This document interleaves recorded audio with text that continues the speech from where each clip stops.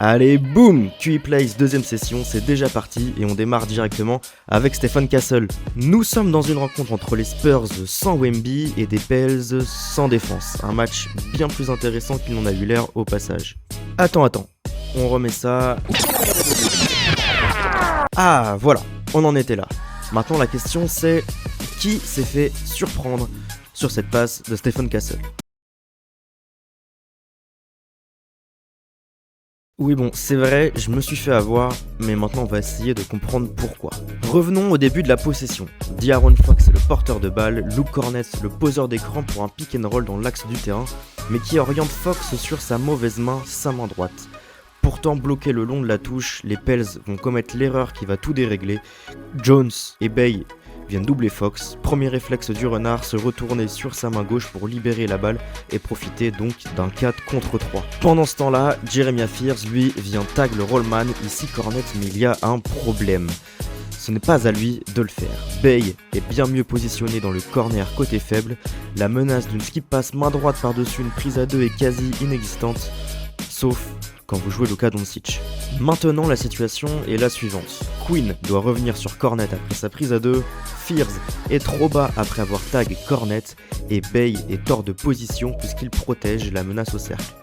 Pendant ce temps-là, Castle comprend tout ce petit manège où chacun va devoir reprendre sa place sur son joueur et a une petite marge de manœuvre en termes de temps pour manipuler tout ce beau monde d'un seul coup de regard. Bienvenue dans ce deuxième épisode de QE Plays, notre format vidéo où l'on revient sur quelques possessions qui ont retenu notre attention. Benji avait déjà inauguré le premier épisode en parlant de la défense de Rich Shepard, de l'attaque des Nuggets ou encore de l'attaque des Bulls. Je continue aujourd'hui avec un petit peu de Stephen Castle comme vous l'avez vu, mais on va aussi parler d'un rookie des Pels, peut-être pas celui auquel vous pensez, ou encore de l'attaque de Miami. Restons dans la Louisiane donc avec un rookie en provenance des Pelicans, et est-ce qu'on va parler du sulfureux et très plaisant Derek Quinn? Eh bien non, je préfère parler aujourd'hui de Jeremiah Fears, un rookie sur lequel j'ai envie de m'attarder. Et comme on est dans QE Plays, j'ai deux possessions assez marquantes pour ça. Fears est certes un joueur avec des défauts liés à sa taille, son shoot extérieur ou encore sa défense, mais j'ai envie de le valoriser un petit peu. Le rookie est très à l'aise avec son dribble, c'est sans doute d'ailleurs le meilleur handle de la dernière QV et ça se voit. Il a une facilité pour effacer son défenseur, même ici face à des défenses tout terrain comme celle d'Harper. Mais là où il est le plus intéressant, c'est sur son drive. Regardez à quel point il décolle, le pélican s'envole. Et cette attirance pour le cercle, elle se ressent aussi dans les chiffres. Jeremiah Fears est 93e en fréquence de tir pris au cercle, 70e centile en faute provoquée et 79e centile en N1 converti.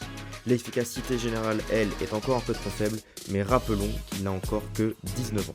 Nouvelle image dans un duel face aux Wolves, on est dans le clutch time, regardez sur la fiche du score en bas à droite. Fears n'est pas un excellent passeur, ses lectures de jeu sont encore un petit peu trop primaires, pourtant il est plutôt bon sur pick and roll comme ici. Que s'est-il passé ? Sur le pick and roll, Gobert est en deep drop et défend très bas sous l'écran car Fears n'est absolument pas une menace de pull-up. Ensuite, les Wolves switch et temporisent. Fears comprend alors la discorde entre le français et McDaniels qui veulent re-switcher. Le rookie s'en amuse et fait parler son premier pas explosif pour déborder Gobert et servir Quinn sous le panier. Remarquable gestion du pick and roll. L'un des malheurs de Jeremiah, c'est d'être tombé dans la classe de draft d'un meilleur driver que lui. Dylan Harper prend à raison beaucoup de lumière sur ses meilleures qualités de driving, de pénétration et de finition, mais pour autant, je ne sous-estimerai pas le jeune rookie de la Nouvelle-Orléans. Allez, on se la remet pour la dernière fois, même si la finition n'est pas là, les qualités semblent, elles, indéniables. Pour les deux prochaines possessions, restons du côté de la Nouvelle-Orléans, coachée depuis peu par James Borrego. Commençons par une possession défensive, et oui, comme quoi tout arrive. Une action qui reflète bien la NBA de 2025 puisqu'elle cumule défense tout terrain ainsi que défense de zone. Alors, on est de nouveau face aux Spurs sans Wemby et les Pels vont décider de freiner la remontée de balle adverse grâce à une zone 2-2-1 tout terrain. Bon, je vous l'accorde, le nom fait un peu système foireux dans un five avec des potes, mais regardons ça de plus près. Ici, Dylan Harper peut remonter la balle mais se heurte directement à un défenseur. il est surpris car c'est la première fois que les Pels le font depuis le début du match, alors il la passe pour Castle. Stephen Castle semble à son tour perturbé par la zone adverse et se laisse du temps pour scanner le terrain. La tentative de la Nouvelle-Orléans est de toute façon déjà réussie. On voit bien les deux devant sur Harper et Castle, puis les deux à la ligne médiane devant les joueurs des Spurs.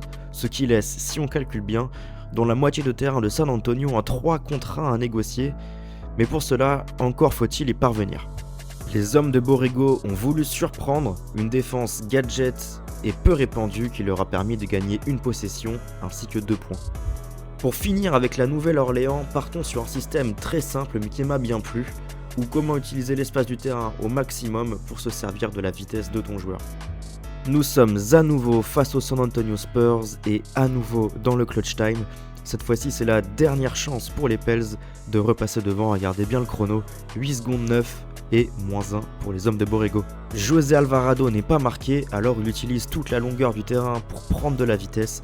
C'est l'un des rares domaines du jeu, avec la filouterie peut-être, où il a l'avantage sur la plupart des joueurs de la ligue. Harper est totalement surpris, débordé. Cornet, lui, a peur du drive, alors descend pour protéger le cercle en rumeur, ce qui libère totalement Derrick Queen à 3 points. Le shoot n'est pas rentré, mais c'était clairement le tir à prendre. Une chose est sûre, la prise d'élan d'Alvarado a clairement mis le chaos dans la défense de San Antonio. Et en parlant de vitesse, j'ai noté une petite chose du côté du Heat. Avec leur attaque assez singulière, les hommes de Spoelstra ont la pace la plus élevée parmi les 30 équipes de la ligue cette saison. Et ce, en partie grâce à un moyen que Benji et Paul ont détaillé dans le dernier podcast, l'early offense, ou comment attaquer une défense qui ne s'y attend pas. Pour ça, il faut driver le plus tôt possible afin de réduire le temps d'ajustement de la défense, et Jaime Jaquez excelle dans le registre. Alors, comment le Heat favorise ce drive rapide de Jaquez ? Eh bien voici 2 possessions lors du quart de finale de la NBA Cup face à Orlando. On est très tôt dans la possession comme vous pouvez le voir, avec ici 20 secondes restantes sur l'horloge. Le but est de trouver le Mexicain lancé depuis sa propre partie du terrain après la remontée de balle, c'est ce qu'on appelle une stampede action. L'intérêt c'est d'avoir un joueur qui arrive avec de la vitesse et qui est bien plus difficile à appréhender pour une défense, d'autant plus quand ça a lieu aussitôt sur l'horloge des 24 secondes. Même chose ici où la stampede action a lieu depuis la partie du terrain du Heat, un des principes de la NBA de 2025, attaquer toujours plus tôt. Derrière, Jaquez a un grand espace pour driver, l'excellent shooter Powell est dans le corner, ce qui empêche l'aide, il n'y a pas non plus de protecteur de cercle à cause de la menace de lob Kelel Ware. Au final, la finition n'est pas au rendez-vous, mais c'est un excellent tir créé par l'attaque du 8. Retournons faire un tour chez les rookies désormais avec le first pick Cooper Flag. Les Mavs vont un petit peu mieux depuis quelques temps, alors c'est l'occasion de se pencher sur eux. Comme on l'a tweeté récemment, Flag sort d'un très gros mois de novembre. Ce qui m'a le plus marqué avec lui, ce sont ses progrès sur drive qui deviennent de plus en plus réguliers et variés. Regardons ça ensemble. Première action face à de moribonds Clippers. Le jeune garçon de 18 ans fait tout seul. Certes, merci le premier rideau d'Arden. La suite, c'est un superbe footwork ainsi qu'un excellent toucher. Main gauche, s'il vous plaît. Magnifique. Le deuxième est encore plus impressionnant. Allez, décortiquons ça. Dans un premier temps, on a Max Christie qui vient poser un écran glissé pour perturber la communication entre Chris Dunn et James Harden. Les deux ne switchent pas, mais Flag est bien trop grand et rapide pour l'ancien MVP. Côté fort, on a Kawhi qui vient faire un stunt pour lui boucher l'accès au cercle. La suite, c'est exceptionnel. Regardez-moi ça. Flag est incliné sur le côté, après avoir allongé sa foulée de sa jambe gauche, il est penché, tout son corps tenant sur son genou qui doit gérer la vitesse, l'angle de son buste et la réaccélération ensuite. Mais visiblement pas de problème pour Flag qui peut finir au cercle, à nouveau main gauche, et face à Zubac qui plus est, c'est n'importe quoi. Et terminons par un petit bonus, une petite friandise, un petit bonbon qui nous vient tout droit du Canada.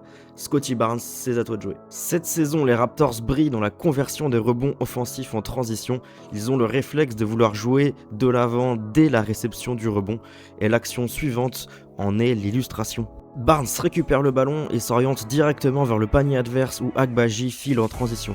La passe, elle, est magnifique dans le bon timing et dans l'intervalle entre Pritchard et le panier. Ça paraît simple, mais ce genre de passe qu'on voit beaucoup au foot est beaucoup plus difficile à réaliser au basket. En bref, j'adore. Puis Plays 2, c'est déjà fini. On a eu le temps de parler de plein de choses, de plein de mecs, autant du Heat que des Pels, un petit peu de Spurs et aussi du Scottie Barnes pour terminer. C'était très cool, c'était la première fois que je faisais cet exercice de la face caméra notamment.